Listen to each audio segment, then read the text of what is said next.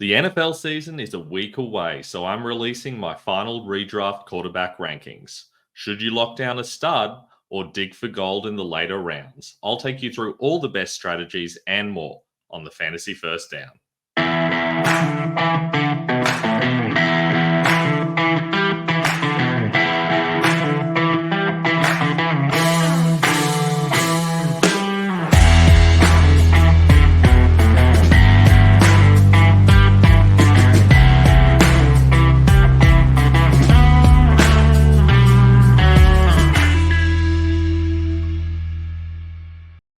Welcome to the Fantasy First Down. I'm Ben Wasley. If you haven't already, it'd be great if you could like and subscribe on YouTube. I'll be bringing out videos pretty much every day, taking you through my final redraft rankings and then getting into some week one rankings. It's a big final week before we get into the football season. You can also check us out on Instagram at the Fantasy First Down, on Twitter at Fantasy First Down with no O, and you can find all of my rankings as they get updated at ffdfantasyfootball.com. You can also find my articles over at football.rasball.com, and I've got a heap of excellent tools over there you can use as well. Today, we're talking about quarterbacks, and I'm taking you through my updated quarterback rankings and explaining why I've got them there and when you should take them in your final drafts.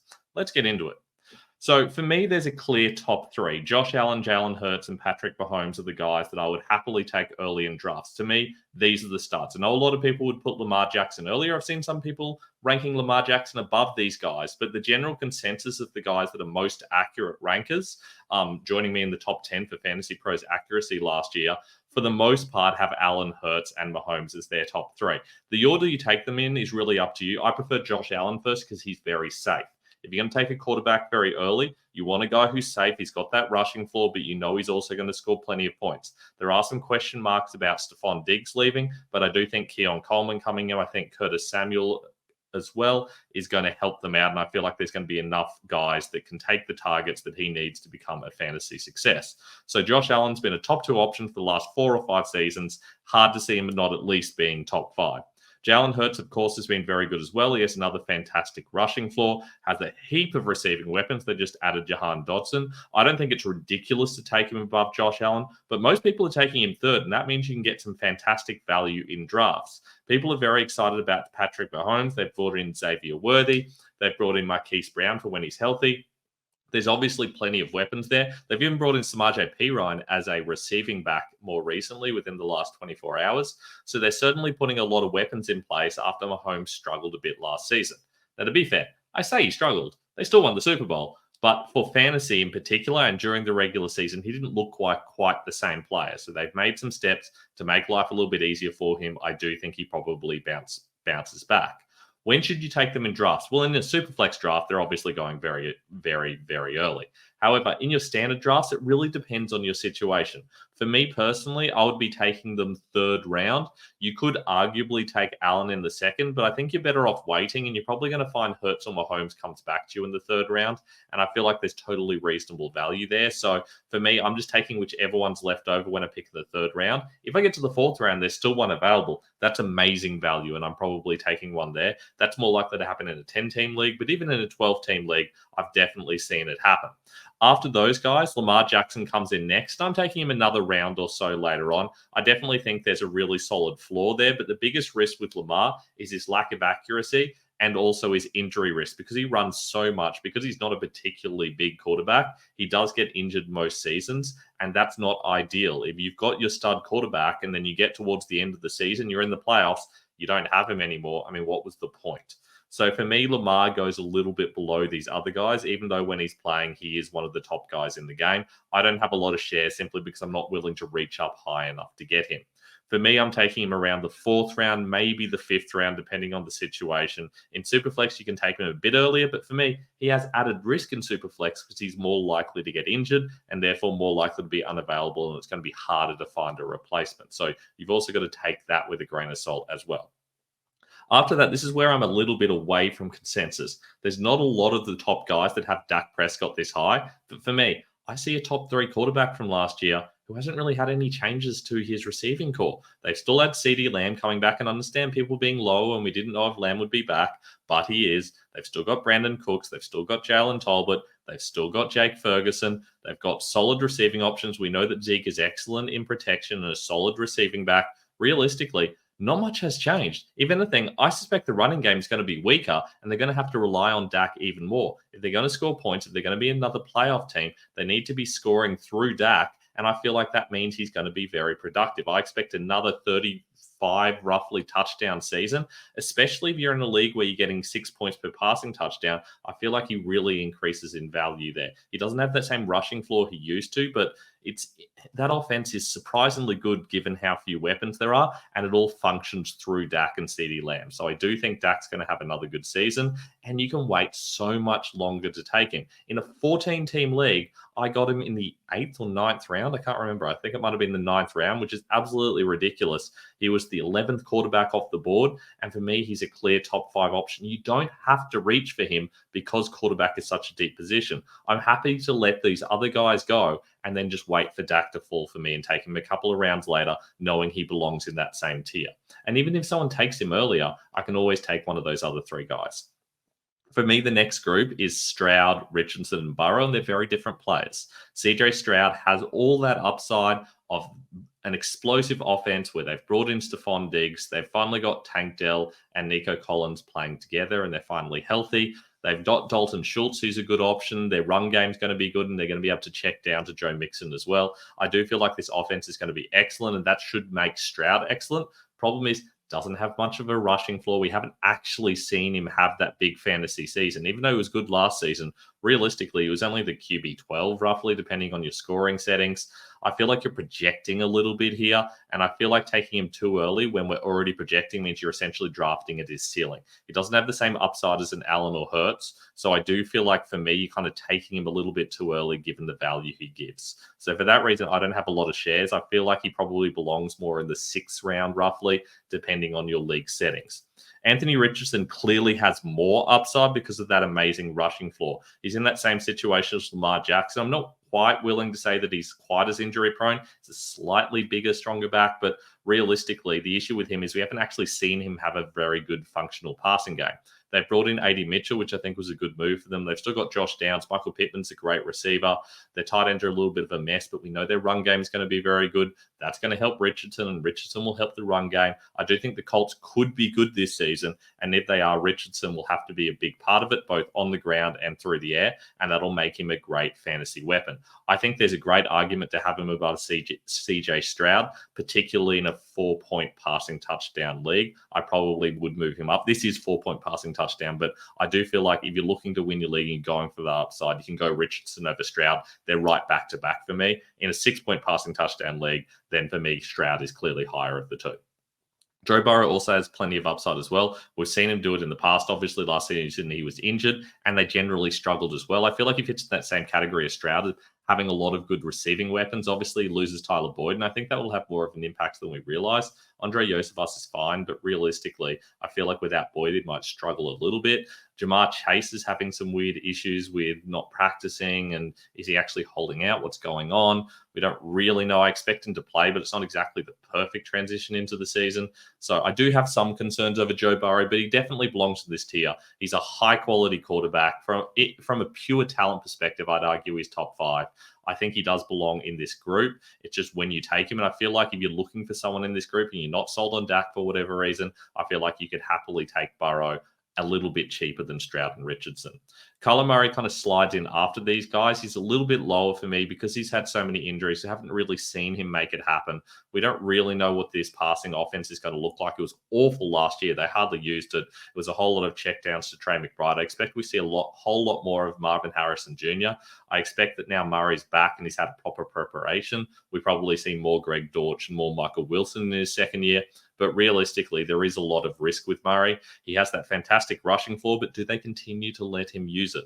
That's the real question mark. There's so many question marks over Murray, but you've got to remember, he is a guy who has been a QB1 in the past. So he's got the talent and he's got the history of doing it too. We just need to see him actually put it all together. So he belongs in that range. But if you want to take him earlier for his upside, I'm not going to argue with him, particularly if you see him in that above tier. Jordan Love slides in at number 10 for me, and I don't love this situation, if I'm completely honest. The reason he sits in there for me is firstly that they've brought in Josh Jacobs instead of Aaron Jones. But realistically, I don't think they're going to run the ball more than now that Jacobs is there. I think realistically, they're not going to change the offense much at all. And the offense was very good for Jordan Love last season as a passing quarterback. They've got 4 really good receiving options, 2 really good passing tight ends. So I don't think that Jacobs is going to take enough touches away that Love's not going to be a big part of this offense. I feel like it's probably going to run through him. And for that reason, he's got to have some fantasy value because we're talking about a high-scoring team who's going to be in playoff contention and regularly is every season. So Love slides into my top 10 for that reason, but he is well below everybody else. And I feel like you probably need to reach to get him in a lot of leagues. If he does fall and those top 9 guys are gone and it comes to your next pick, and you do feel like other guys after you are still going to be reaching for a quarterback, I feel like you could reasonably take Love ahead of these other guys. Personally, though, I'll be taking Jaden Daniels. I do think Daniels falls slightly below Love because we don't know quite what's going to happen, but I do feel like there's huge upside. He's got Lamar Jackson-like legs, but he's significantly more accurate. The biggest issue and the biggest problem for fantasy with Jaden Daniels for me is that he's a little bit conservative. He's not really willing to put it into tight windows. And for that reason, I'm not willing to take him as high as a couple of other guys who are a little bit more aggressive. But with those legs, the upside's huge. We just haven't seen rookie quarterbacks have particularly good seasons a lot recently. You can go and check out what to expect from rookie quarterbacks. The video I did probably 2 weeks ago now. Definitely worth looking at that because that definitely eased back my excitement about Daniels a little bit. I do still think he's a high upside option, but I think it's less likely to happen than I did previously. Brock Purdy obviously had a fantastic season last season. A lot of people are going out of their way to get him. For me, I just can't take him any higher than this. I've moved him up ever so slightly, but realistically, despite having a really good offense, we don't know what's happening with Brandon Ayuk. We don't know whether everyone's going to be able to stay healthy. That was an issue last season. The offense does seem to run through Purdy, but it was very, very, very efficient last year. And it is possible that it drops off this year. So I'm not overly confident that he could repeat that. We have seen a lot of average quarterbacks and game managers have some really good seasons. We saw it with Geno Smith and Daniel Jones a couple of seasons ago, and they definitely couldn't back it up. I suspect the same thing could happen with Purdy.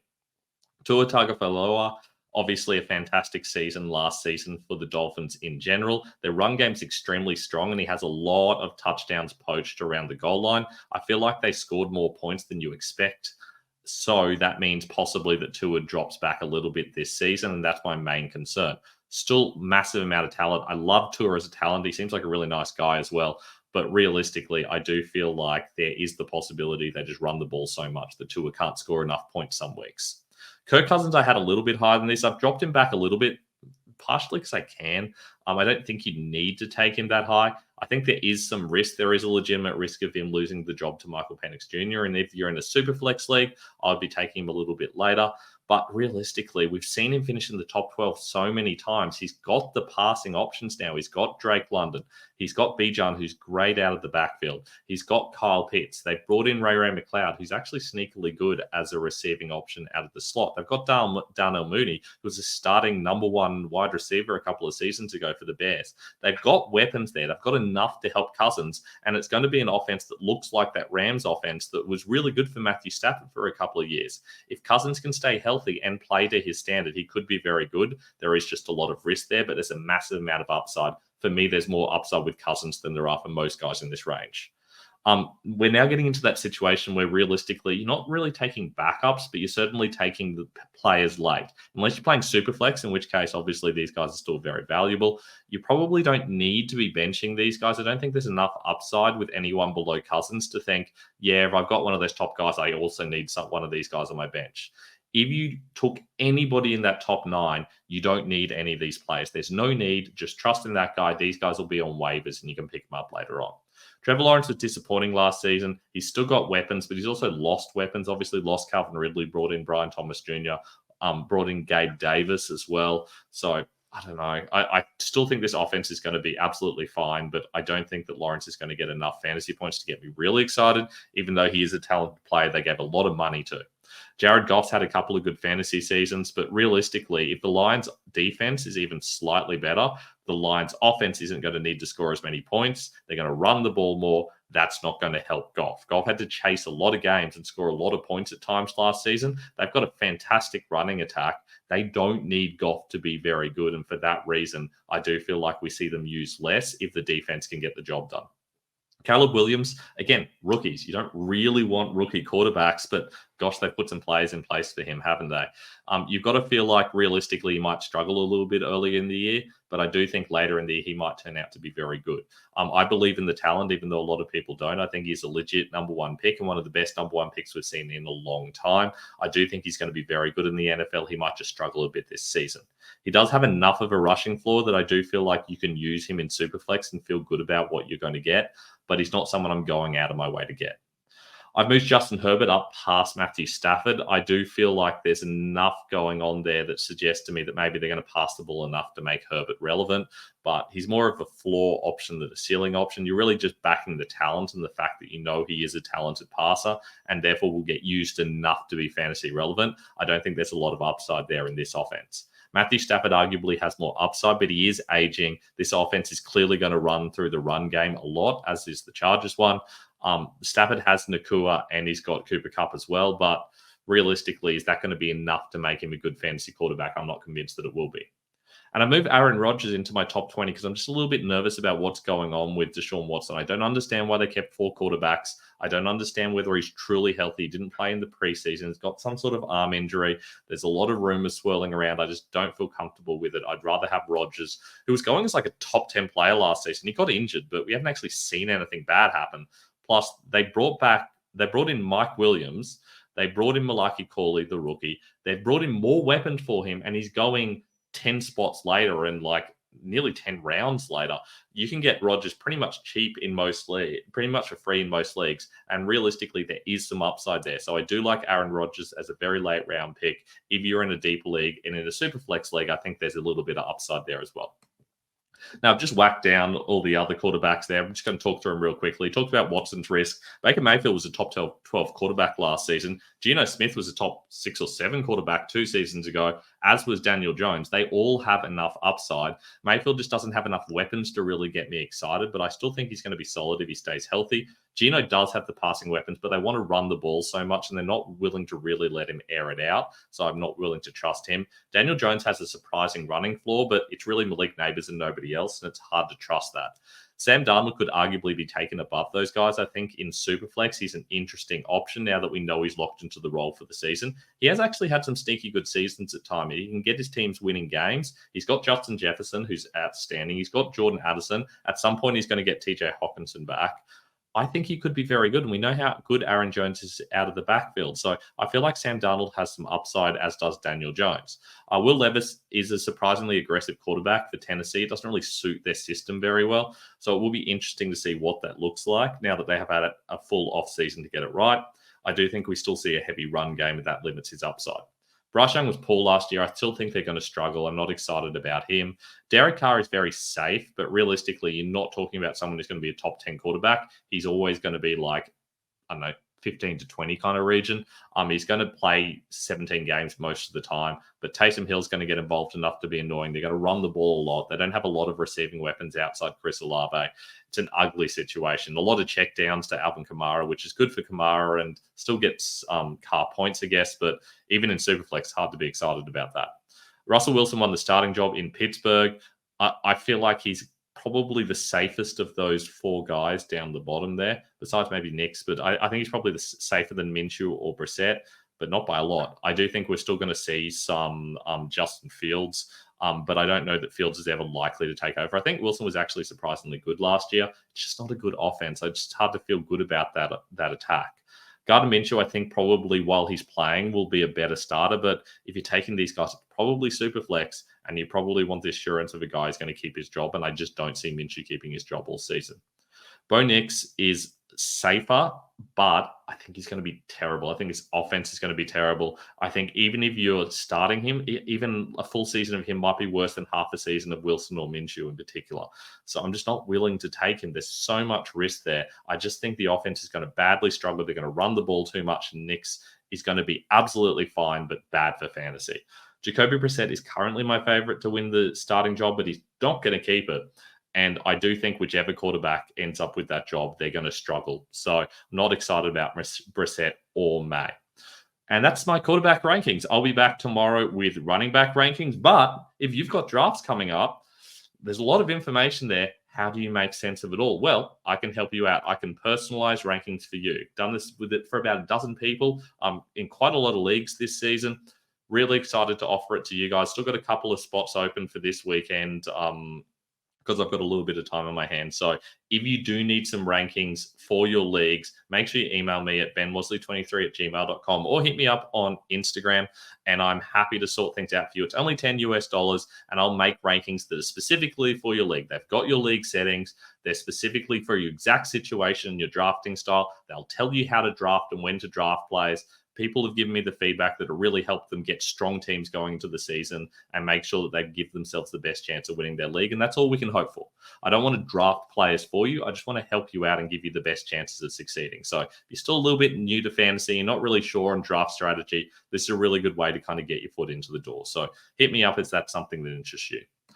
As for everything else, please make sure you like and subscribe on YouTube. That really helps us out. On Instagram, you can find us at the Fantasy First Down. On Twitter, Fantasy First Down with no O. Our website is ffdfantasyfootball.com. You'll find all my rankings on there, and my articles are at football.raspball.com. I look forward to seeing you guys tomorrow when we'll talk about my final running back rankings. I will see you then.